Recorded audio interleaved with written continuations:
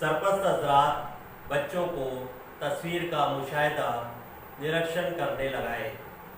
जैसा कि ये तस्वीर में आपको क्या नज़र आ रहा है, बच्चों से पूछे।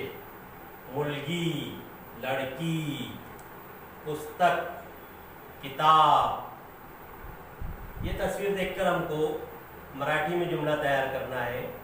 मुलगी पुस्तक वाचतो, लड़की किताब पढ़ रही है। अब दूसरी तस्वीर देखेंगे। दूसरी तस्वीर में हमको क्या नजर आ रहा है? मुलगा, लड़का, वही, बयास, वही, बयास, पेंसिल।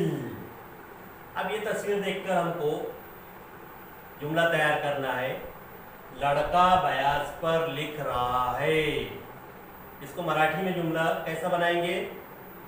मुलगा वहीत लिहितो, मुलगा वहीत लिहितो। इस तरह हम तस्वीर का मुशाहिदा निरीक्षण करके जुमले तैयार करेंगे। तो आज हम पाठ क्रमांक 13 ओळखूया, सांगूया। तस्वीर देखकर ये सबक से जुमले तैयार करेंगे।